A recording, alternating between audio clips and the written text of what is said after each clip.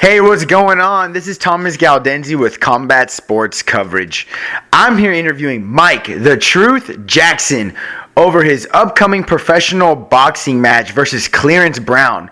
We're also going to touch notes on his UFC career and his website, MikeTheTruth.com. So, The Truth, tell me how your training camp's going so far heading into this big, bad blood boxing match versus Clarence Brown. Oh man, training is going well. I actually switched boxing gyms not too long ago. Really ahead of it was before I knew who I was fighting, but I had been over at Savannah Boxing, and it's a great gym. It's one of the staples of Houston boxing. Mm-hmm. A great gym with great trainers, but for me, it wasn't a great fit at this particular time because the lack of professional fighters and really just the lack of fighters my size. Savannah caters to more the youth and lighter fighters on the pro side, so it just wasn't a good fit. My former trainer at the he does trainings out of Savannah, and my boxing manager, they both recommended a trainer by the name, they call him Big Fed, and he's out of G&M Boxing. So I've been there for the past a little over 2 months. Oh, nice. So you've been are you training at 4 ounce at all for this fight too, or just mainly at the boxing gyms? No, I haven't been at 4 ounce at all for this fight. I just, I wanted to switch it up a little bit and dedicate mainly just strictly boxing.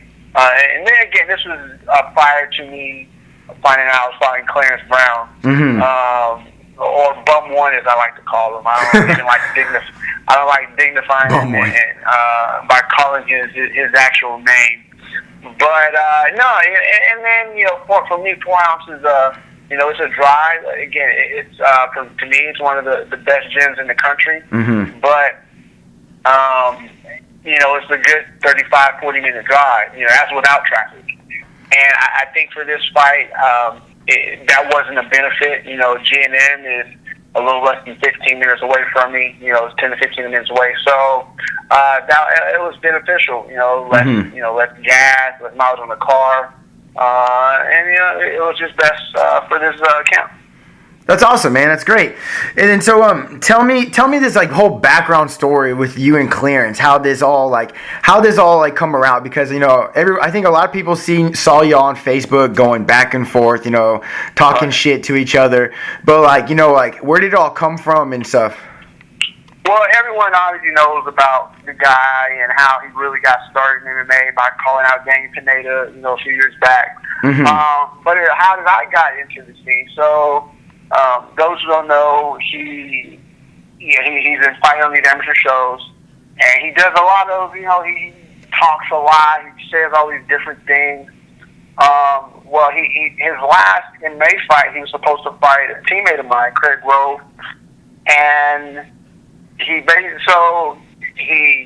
fight was set up at 170 pounds, and around that fight was set up first, and then shortly after, he was offered a pro fight for Legacy.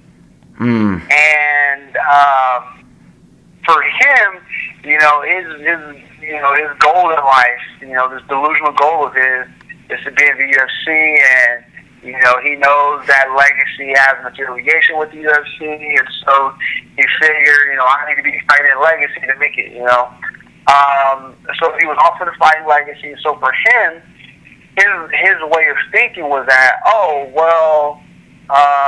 let me back out of the fight for Cage Comp or Garcia Promotions, so I'll fight for Legacy. So he goes to the promoter, and he's like, I'm hurt. I can't remember what he said his ailment was, but he said I was hurt.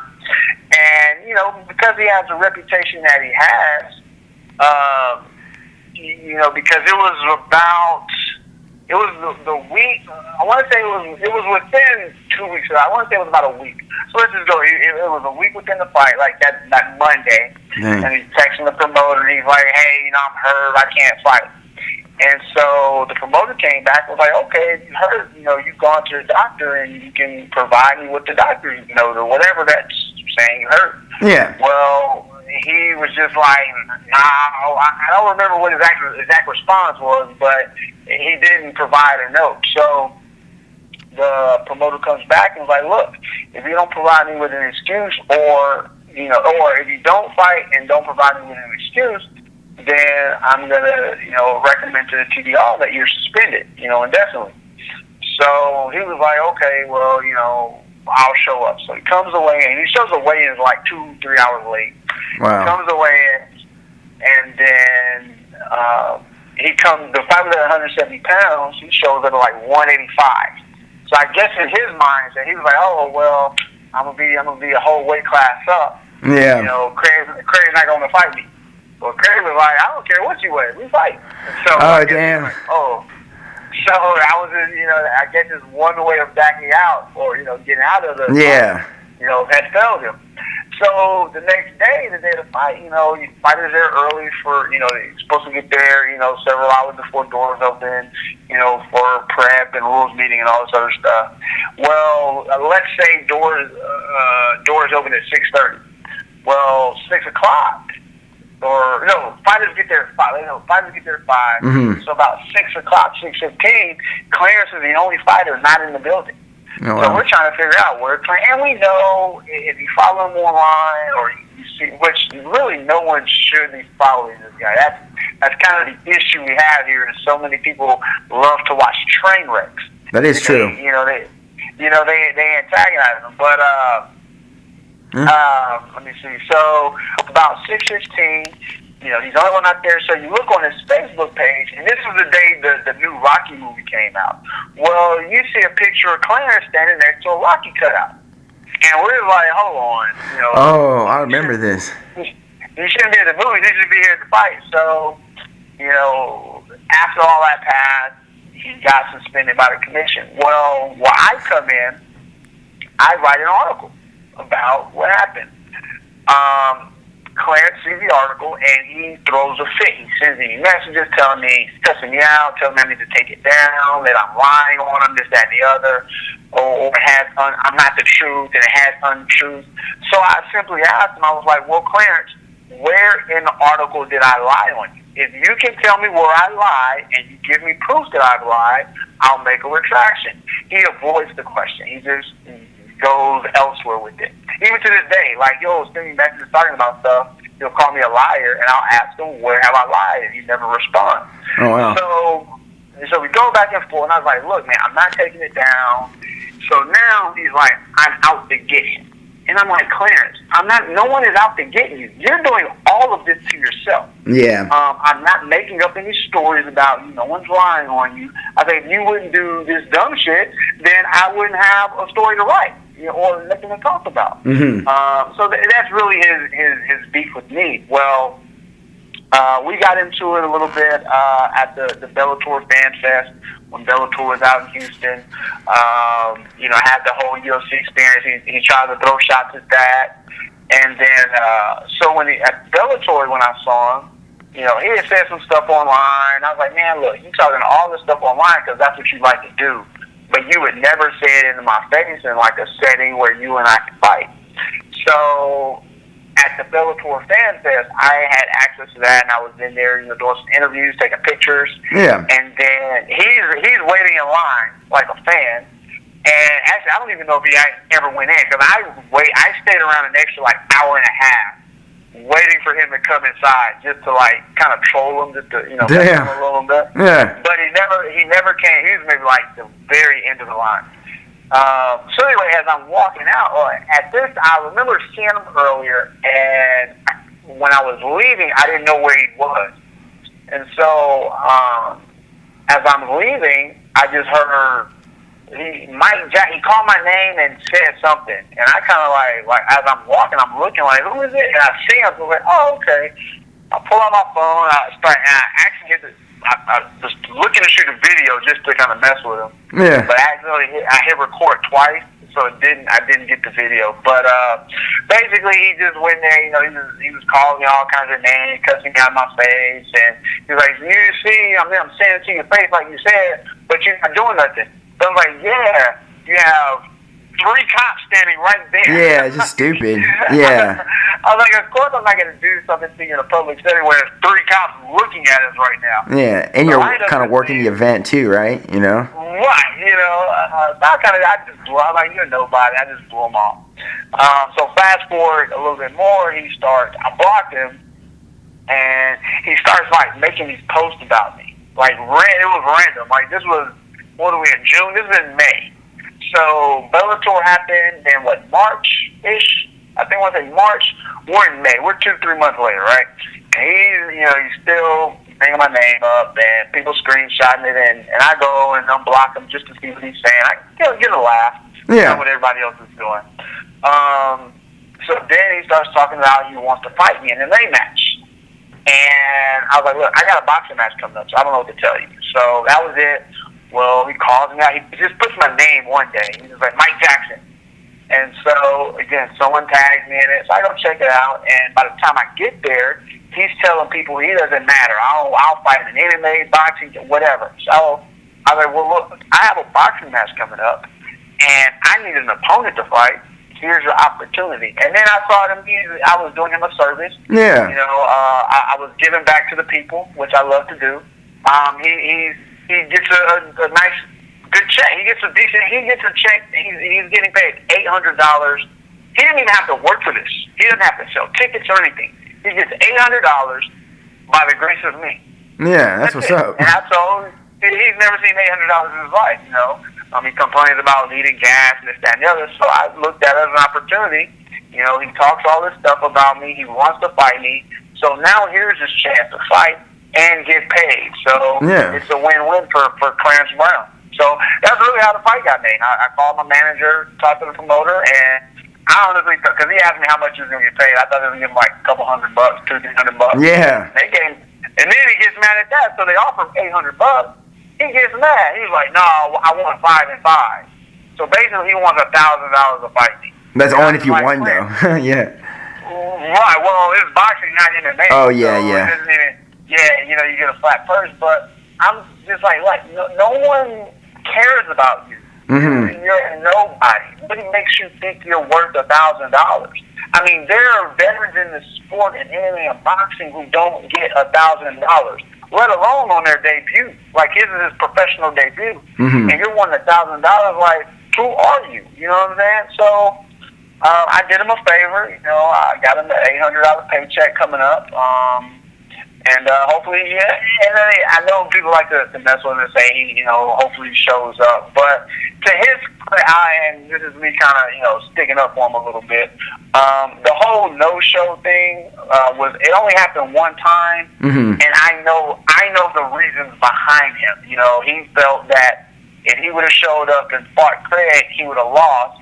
He would have got suspended, and he wouldn't be able to fight for legacy. Yeah. And that was the mindset of it. So, because, he showed up to some fights. He fought Sage Northcutt. He showed up to fights to regardless of win or lose. Yeah, for sure. It was a different situation, but, me being who I am, I still like to pick at him and poke the bear a little bit, he's like a little teddy bear. I'm not even calling him a grizzly bear. So I just like to poke him a little bit and get him going riled up. Yeah, I'm excited for the fight. I think it's going to be a good fight. There's been a lot of trash talking, so I think everybody loves that part, watching two guys that are actually talking trash than fighting. A lot of nowadays, everyone's really nice, and they're more respectful, and it's kind of good to see that bad blood match go down. I think it'll be great. I'm excited. And then, how do you see the fight going down? Do you see yourself, getting an early knockout, or do you feel like you're just going to beat him up for 4 rounds? No, I'm going to beat him. Well, it's not going to be over the distance. I'm definitely going to knock him out. And that's, the whole thing about Clarence, how I title my article, The Curious Case of Clarence Brown. The issue with him is that people go in and they're looking to embarrass him. When he did the little, spot put him in, choked him. Ryan Hollis goes in there and, spit in his hand and slapped him. So all of these people are going in there to embarrass Clarence. That's not my goal. My goal as a man of the people and a staple here in the Houston MMA community, we need to get this guy out of here. He needs to be, he's a nuisance, and he needs to be eradicated. And so I'm going in there. Look, if he's out on the canvas for a good 10 minutes, that's good enough for me. My plan is for him to not even remember the whole week or all of next week. Nice. That's how bad I want to hurt this kid. And again, I don't, me being who I am and a community, or even just being a combat sports athlete, I never go into a fight with the intentions of hurting someone. My intentions are always simply to win and to best my opponent. This is a special circumstance, and the dude needs to be, he needs to be gone, and this is my way of attempting to give him a severe brain damage and concussion, and hopefully, he doesn't fight again. He's already broken up bridges, and actually, he should be thanking me for even the opportunity of fighting, because no MMA promoter wanted to put him on a card. So luckily he's put on a boxing show where people don't know who he is. I pulled the strings and I made it happen. People were talking about him not showing up. Like, this is really his last opportunity, because if he burns the bridge in boxing, like, what is he going to do next? He's going to try to go do some jiu-jitsu tournament or something? Yeah. I mean, that's his best. And, jiu-jitsu being tied to MMA, I don't even think people will put him on a jiu-jitsu tournament card, even in a white belt novice. So this is really his last, like I said, it sucks he's only done it one time, but because of his prior reputation, this is probably his last shot at being his dream goal of being a professional fighter. So what round are you thinking you're gonna knock him out or stop him? I'm gonna let the fans pick. I'm gonna do a survey. I advise you, Dave.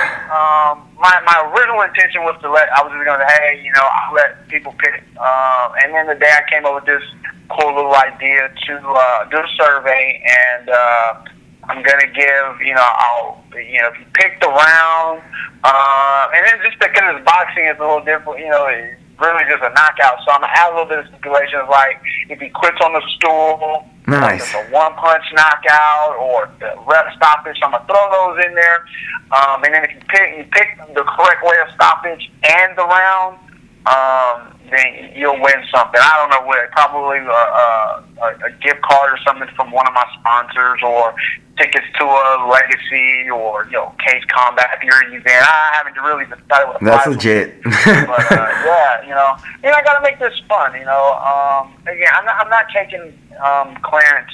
I'm not taking him lightly, because it's a fight and anything can happen. And he can just throw a wild shot, and knock me out. And if he knocks me out, I'm retiring forever. Yeah. I'll never fight again.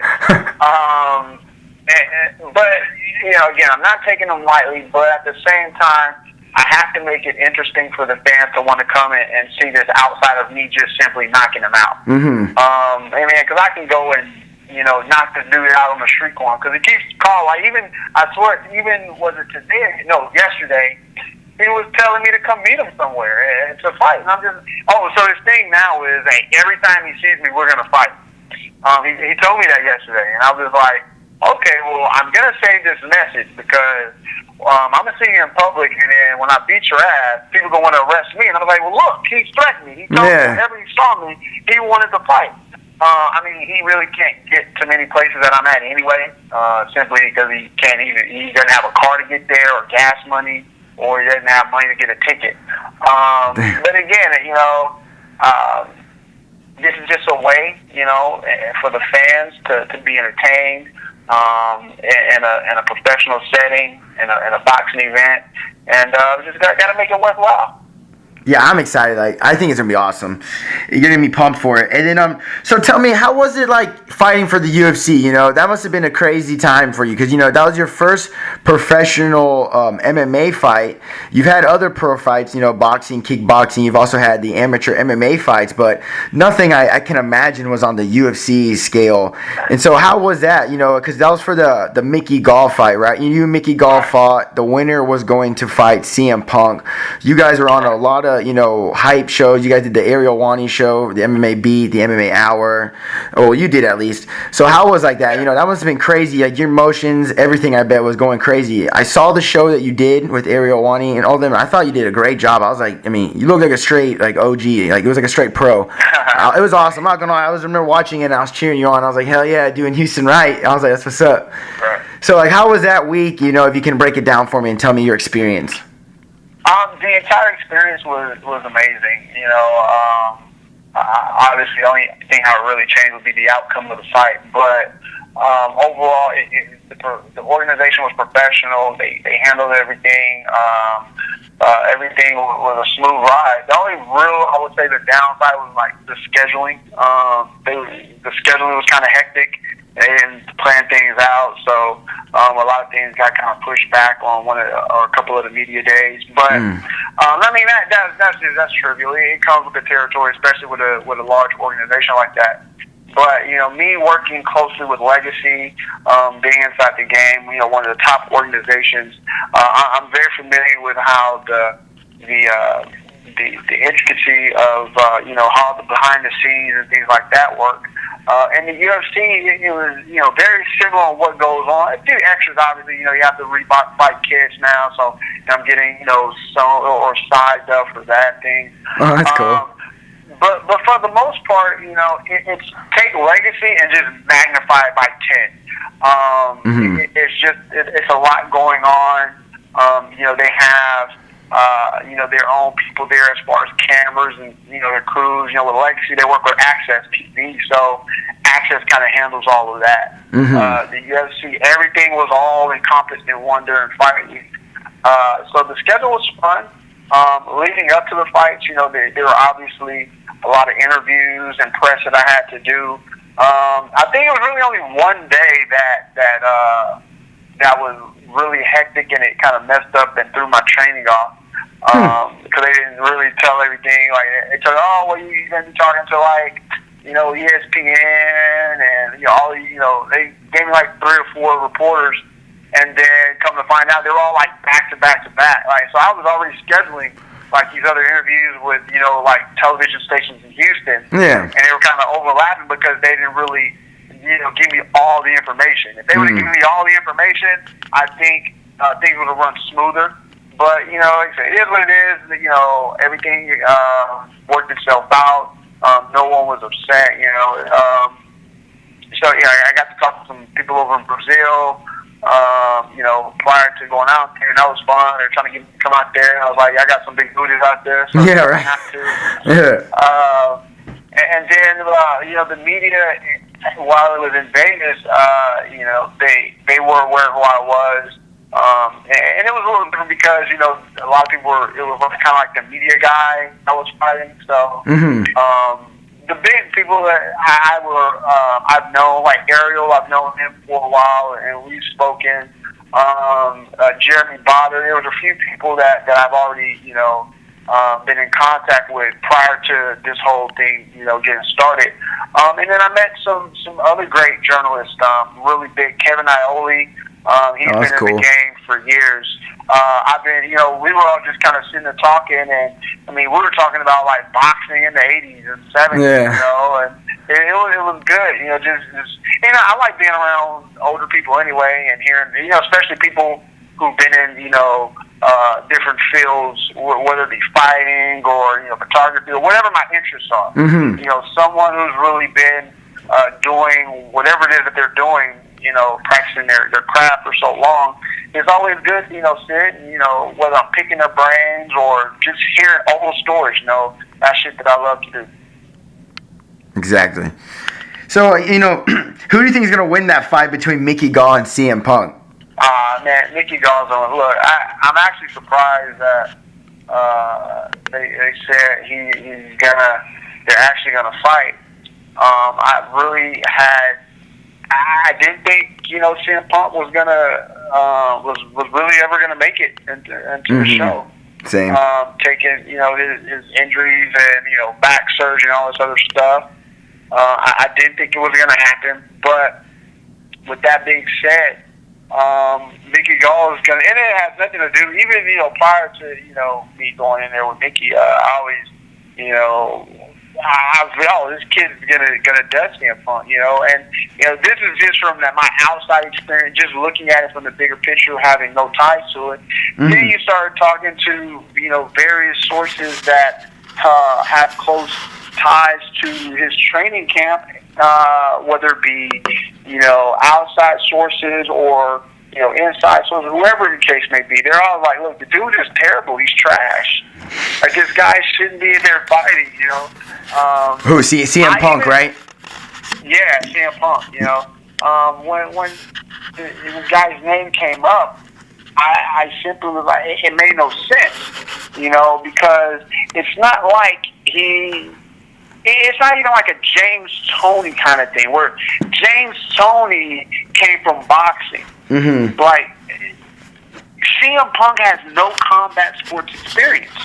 As far as like his body goes, he knows how to take bumps and stuff like that from the professional wrestling side. I actually think that's a detriment. Exactly. Because of his age, I think the wear and tear that professional wrestling has put on his body, that doesn't do him anything. The only advantage he has is performing and fighting, or I say fighting, performing in front of large crowds. And the media side of knowing how to work the microphone and cut a promo, that's his only advantage. For either myself or Mickey Gall.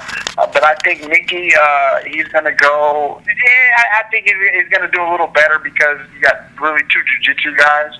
I think it'll be. It may get out of the first round. It may not. I would be surprised if it gets out of the first round. I agree. I definitely see Mickey. I see Mickey Gall, finishing him quickly. Yeah, that's how I see it. I think he's also going to get a first round finish. I don't think CM Punk's going to be legit already for, like you said, he has no background experience in real combat sports. And I think his coach Duke Rufus was saying, like, there's an article back in the day about him saying like he sparred like 10 simulation fights. I think he only won one of them or something. What? That's garbage. What are we doing here? Where this kid can't even survive a gym war. Exactly. And so tell me about this. Tell me about your website, MikeTheTruth.com, and how like you got it all started. It's a really big website. I love it. I go to it all the time. I check it out. I tell all my fighters and stuff to use it to buy their to sell their tickets off it. To tell people to go to that website to buy tickets. And also you have a great Facebook page too that it's I love to follow it. I'm probably looking at it all the time. So tell me how you got all that started. I've always wondered. I'm always curious about how you did that. Yeah, well, the website started. Well, it started before the website. I started doing these video blogs. That's really how I kind of got my name out, on the media side. I did the video blog, so that started, and then the website idea came because I wanted a way to kind of express my interest, in a blog kind of format, So I started the website. I think my first article was like a baseball article. One thing like Bobby Bonilla or somebody like that. Oh, wow. Whoever it was. That was one of the first sport I ever played was baseball. I was an all-around athlete. But that's really how it started. I just kind of wanted to give people an insight of things, my interest. And I was just putting out stuff, and I wasn't doing it very often. I remember when I first started, I would put out like 1 or 2 articles, and then I probably wouldn't do something for like a week, and I would go back, and then I started adding things like photos from my fights or my fight photos. Then when I started really getting into the like fight videos, I'll put those up. Then that's when I got the photos, So the website, I just kept adding to it and kept going with it. And then it really it just kept blowing up. You know, people really liked the content that I was putting out. So I started doing it more. And then that progressed into me, you know, bringing on writers to the staff, you know, and they don't do it very often, but, you know, I have dudes who contribute, you know, maybe one article a week or once every other week or, you know, sometimes 5 or 6 a week, you know. That's real cool. Yeah, you know, so that's really how it blew up. And I really feel, you know, I see these other sites and journalists and some people have insight, and especially like at the lower level. You know, some people have some insight on various topics, and some people just kind of talking out their ass. And I really feel like, hey, I think there's a spot for me here, and you know, it's kind of where I am right now, being in a spot where, like Houston, you know, when it comes to Houston fighting news, people really know me. But then, you know, I'm trying to branch out into, you know, more pop culture stuff. So if there's some big things that happen in Houston, you know, whether it be the floods or like yesterday, or it was posted, no, it happened Tuesday. The 2 dudes was out playing basketball in the middle of the intersection. Oh, yeah. 45 and by, you know. So, you know, I really like to put different things out, you know. And, again, I cover different events. You know, my other main things outside of fighting, I cover burlesque shows. So, you know, look, I love naked women, and, you know, I like taking pictures. So that's why that's why you're always. I always wondered why. I was like, man, why is he always checking in there? Shit. I was like, damn. Oh yeah, so yeah, I shoot all the events or different events out here. There's one particular group called the Dim Dam Dames, and they do their shows. Their main shows the last Friday of every month, but they'll do some here and there, kind of scattered around. But I got into that, and you know, that's a different aspect that doesn't correlate at all, or they really don't overlap with MMA. You know, there may be 1 or 2 people here, you know, from both sides who will cross over, but for the most part, they're just 2 different worlds. And you know, so I enjoy that. And then, you know, I go like sneaker summits, or I'm trying to, you know, just whatever, you know, I can kind of get my hands on, maybe like a aerial show, you know, chicks flying around with, you know, ropes and chains and stuff. So, yeah, you know, I just really just like to expand, you know, anything that really interests me, I like to cover. And, you know, if I cover it, bam, I got to put it on the site. Yeah, and your site's great, man. Like I said, you do an amazing job. You know, you make like Houston MMA, like you're a huge part of it. Actually, I think all of Texas. Actually, you cover so much and you do so much. You know, like when I used to fight, I fought in like other places outside of Texas and Houston, and like I wouldn't get pictures. Like, it'd be so hard to get pictures, and when people do post pictures, it's like you gotta pay. They don't even, you know what I mean? You gotta pay a lot, and you don't even get to like look at them or example them. You know what I mean? It's crazy how like you do it all like a great job. You post news and results of fights and videos, everything real quick, and it's great, dude. Keep it up. Yeah, I appreciate it. And then also, so like so Michael Bisping, you know, just won the title. I was wondering, get your thoughts on that. Like, what do you think? You think he's going to be? How long do you think he's going to defend the title for? Do you think he's going to defend it multiple times, or do you think, you know, that was just his lucky night, and after that, he's probably not going to be champ anymore? You know, I really don't know. I remember going into the fight. I looked at this. One of the first thoughts I had was that ever since Chris Weidman beat Anderson Silva, there's been this like a lull, kind of like this little. There's just something's missing in the middleweight division now that Anderson Silva is not the champion. Even when Chris Weidman was the champion, like it just didn't feel right, you know. And that was just maybe, you know, maybe other people felt differently, but that's just how I felt about it. You know, Chris was, you know, he got beat, and then you have the whole Michael Bisping thing. And to be honest, you know, it's easy to sit here and say that, you know, Rockhold is going to come back in a rematch, or, you know, Weidman, and, you know, all these different things take place as far as the title keeps switching hands. I personally don't believe in lucky punches. I don't believe in lucky strikes because, I mean, if you threw it, you know, you meant for that shot to land. Like, you just throw this power shot and not want that power shot to land. You know, it just so happened that, because that's a part of the game. You know, I want to throw this shot to hit you and to incapacitate you in some manner. That's the purpose of the game. So that's why I don't believe in lucky shots. Yeah, that's a good point. Bisbee was, apparently I haven't read. I've just kind of heard little skirmishes, but Bisbee coaches they were aware that the left hook was going to be the knockout blow. They saw something in Luke Rockhold's game that they could exploit, and that's really what happened. So Bisbee, he's kind of he's getting some wins now. I personally think that the Anderson Silva fight he should have lost. With the whole flying knee knockout. Mm-hmm. But hey, it is what it is. Like, rules and all that shit that take place, they didn't score the knockout, and he came back and got the win. But as far as your middleweight, I honestly, again, anything can happen, but I feel you're going to get a fighter, maybe like Jacare or somebody like that, who's going to come in and win. But we're in this lull right now in the division where we may keep seeing these things switch hands. Mm-hmm. I don't think we see a dominant champion for a while like we had with Anderson Silva or with John Jones. I think we're gonna get some rotation in that belt. So we'll just have to wait and see what happens. Yeah, that'd be great. I don't think he's gonna. I love Bisbee. He's one of my favorite fighters. I don't think he's probably gonna defend it. Hopefully he does, but I don't think he's going to. I think one of the good like Jacare or Luke or Chris are probably gonna come in. And, just be able to take him out. But so they're beefing right now. I know Weidman. They got a little Twitter beef going on starting today. Oh yeah. Weidman called him a bum, and it was good stuff. Good stuff from Weidman. You saw Dan Henderson was trying to get that fight too.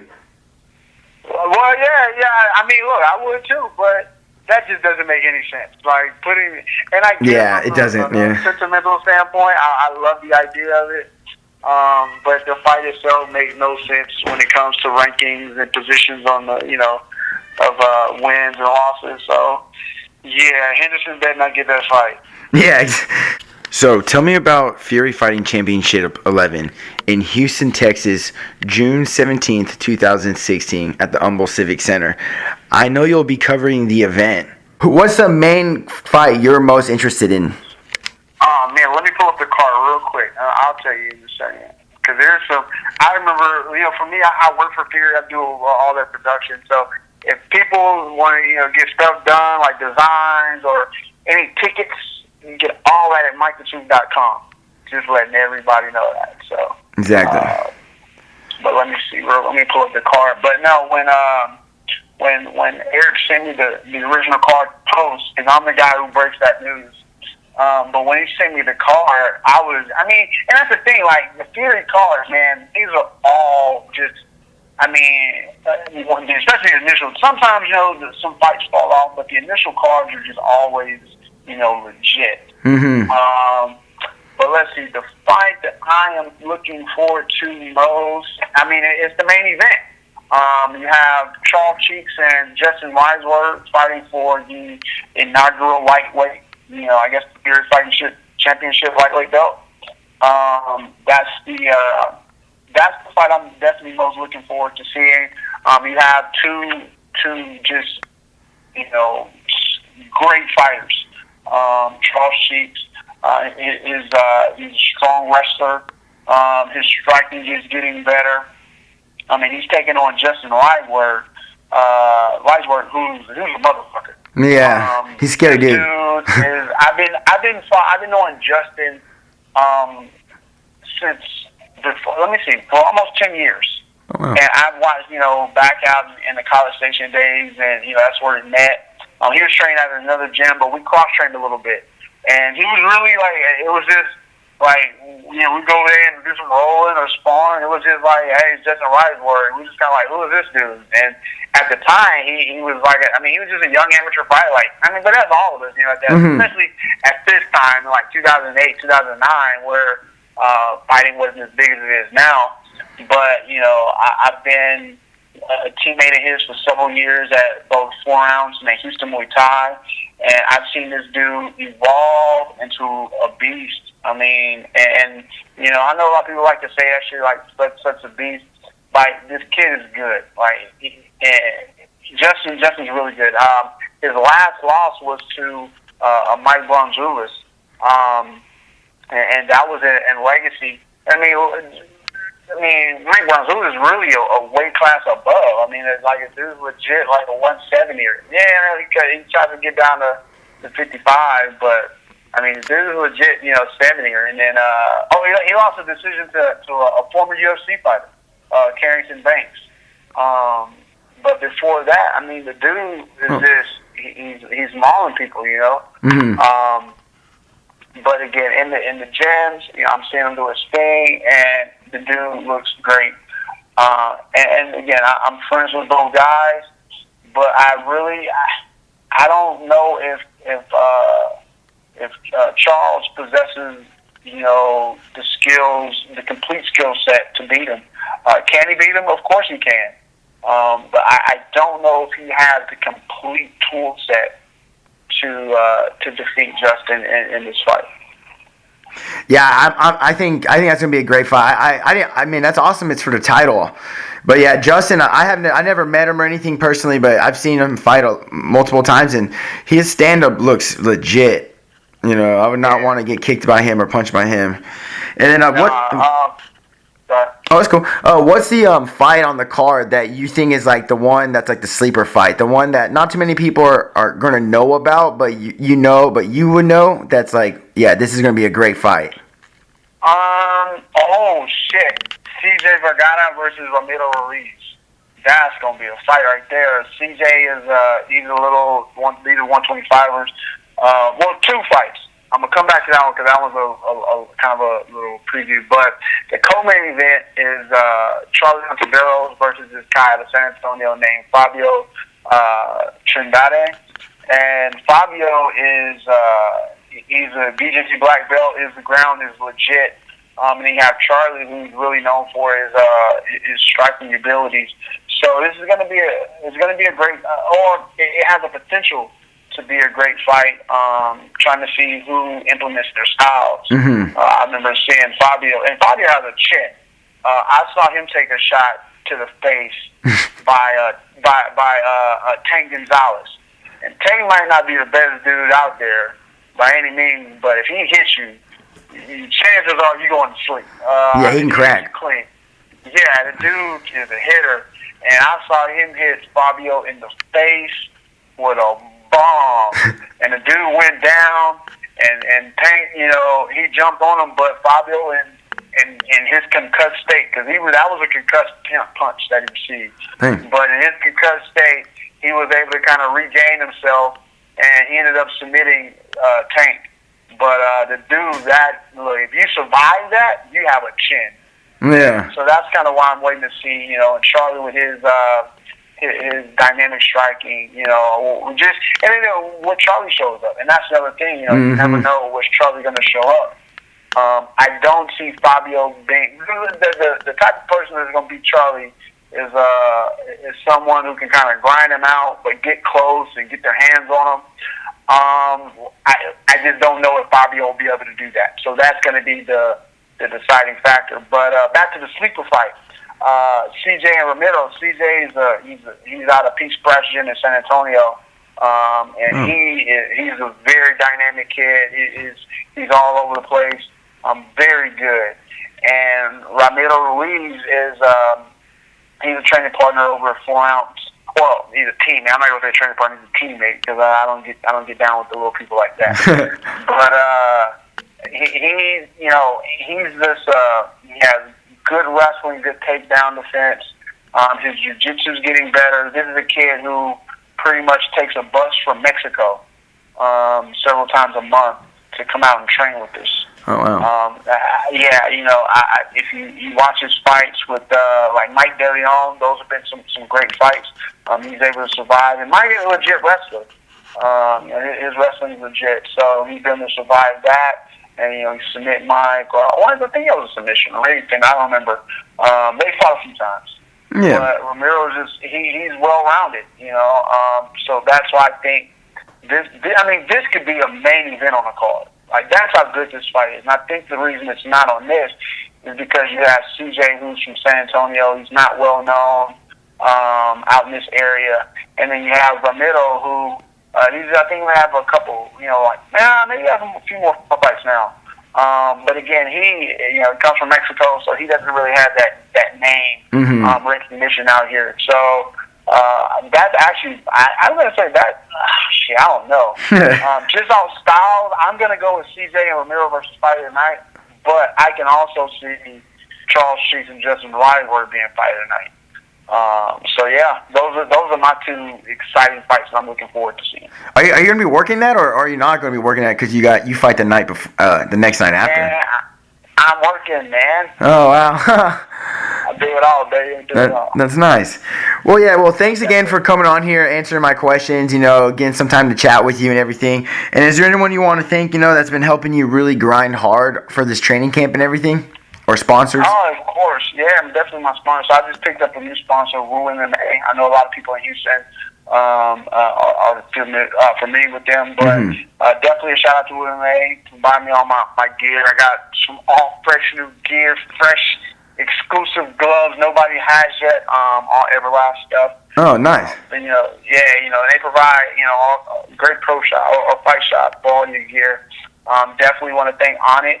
If you go to Onnit.com, it's a lifestyle brand. They have all these things that are positive influences on the body, whether it be the Alpha Brain for, cognitive brain enhancement, or, the ShrewTech Sport to help you with, your cardio and your workouts. But you can check them out. I have a banner on my site, MikeTheTruth.com. And then, people want to save money, they can just use the code word, the truth, one word, and, save some money. Let's see what St. Mike's Emergency Rooms. Yeah, I got a little bit. I'm real quick. St. Michael Emergency Rooms, appreciate them. MyFit Foods. Who else? Gin and Boxing, 4 ounce, my gyms. The Athletic Performance Lab, that's where I do my strength and conditioning. So yeah, and of course, MikeTheTruth.com and Mike the Truth Photography, being the #1 combat sports photographer and source of news in the area. I agree to that. Yeah. Well, thanks again, and definitely everyone make sure to check Mike Fight Clearance, June 18th, 2016. Yeah, man, on social media @TheTruthJackson, on Twitter, Instagram, and Snapchat @TheTruthJackson. It's always a good time on there. And thank man, I appreciate you having me on here. It was fun. Good talks.